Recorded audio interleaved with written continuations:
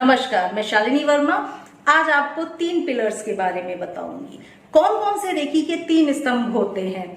Doctor Mikao उसुई ने recce में सफलता पाने के लिए 3 स्तंभ बताए कि जिस भी व्यक्ति को अच्छा हीलर बनना है उसको इन 3 स्तंभों को मजबूत करना ही करना होगा। कौन कौन से स्तंभ होते हैं? गाशो, दूसरा लेजी हो, तीसरा चिरियो। तीनों चीजों के बारे में मैं आज आपको बताऊंगी। जो भी व्यक्ति रेकी सीखता है उसको ये तीनों चीजें बहुत जरूरी होती हैं, क्योंकि तीनों चीजें रेकी से यूं कह सकते हैं आप कि रेकी की शुरुआत यहां से होती है। तो तीनों स्तंभों को आज मेरे साथ जानिए। सबसे पहला जो रेकी का स्तंभ डॉक्टर मिकाओ उसुई ने बताया वो था गाशो।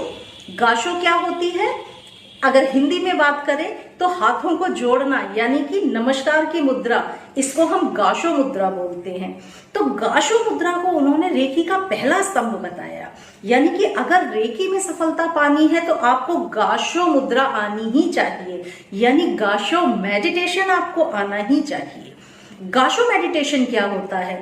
दोनों हाथों को नमस्कार की मुद्रा में जोड़ के आपके हृदय चक्र, हार्ट चक्र, अनाहत चक्र के आगे ऐसे रखना और पूरा ध्यान, अपना पूरा फोकस या तो यहां पर लगाएं या फिर उंगलियों के बीच में लगाएं, यानी कि अपना पूरा ध्यान आपको रेकी पे लगा देना है।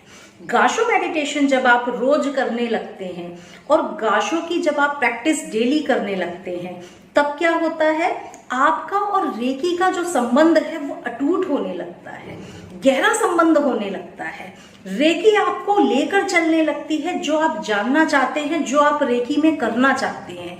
तो रेकी के साथ अच्छा संबंध बनाने के लिए रेकी आपको गाइडेंस देने लगे, रेकी आपको गाइड करने लगे कि आपको क्या क्या आगे करना है जीवन में। तो उसके लिए जरूरी है गाशो।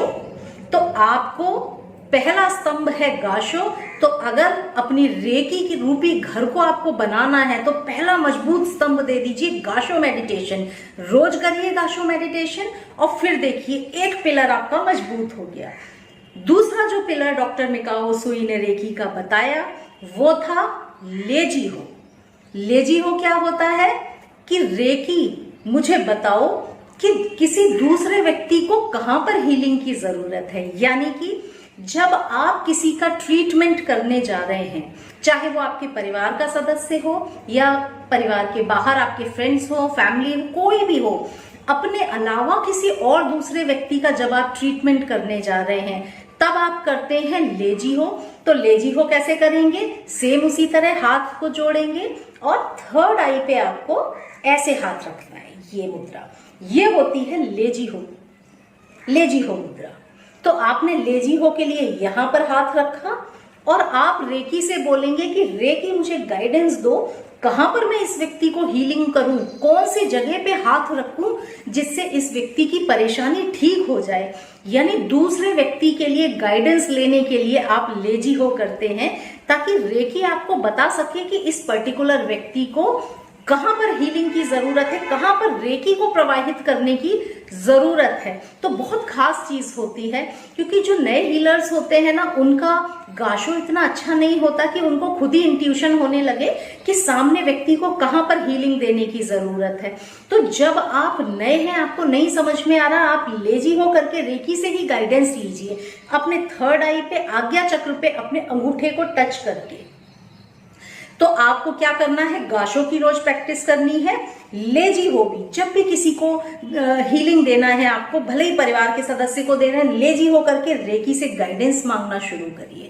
रेकी खुद आपको बताने लगेगी कि इस व्यक्ति को कहां पर ऊर्जा की जरूरत है, कहां पर रेकी ऊर्जा दी जाए जिससे उसकी प्रॉब्लम सॉल्व हो जाए। तो साथियों, ये होती है लेजी हो। और तीसरा जो खास आधार स्तंभ होता है वो है चिरियो। चिरियो यानी ट्रीटमेंट करना किसी का भी। तो ट्रीटमेंट के लिए ही तो हम रेकी में आए हैं, चाहे अपना ट्रीटमेंट हमको करना हो, चाहे दूसरों का ट्रीटमेंट हमको करना हो।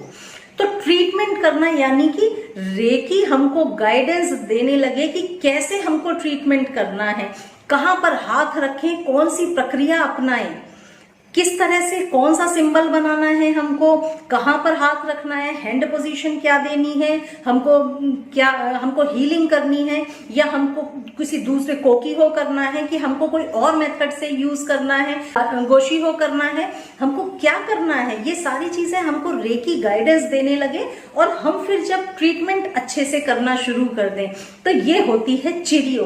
तो यानी अगर आपको रेकी में कुछ अच्छा करना है तो रेकी के तीनों पिलर्स पे आपको ध्यान देना होगा। गाशो करके रेकी से गाइडेंस लीजिए, लेजी हो रेकी आपको बताने लगेगी कि दूसरे व्यक्ति को कहां पर हीलिंग की जरूरत है, और चिरियो यानी किसी व्यक्ति को ट्रीटमेंट करके हील कर देना। जब आपके अंदर ये तीनों कैपेसिटी आ जाएंगी तब आप एक अच्छे हीलर बनते हैं। तो साथियों, ये है रेकी के 3 आधार स्तंभ, 3 पिलर्स जो हमको डॉक्टर मिकाओ सुई ने दिए।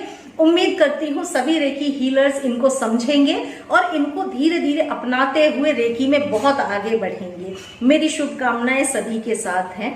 अगले वीडियो में आपसे फिर से मिलूंगी, तब तक के लिए नमस्ते।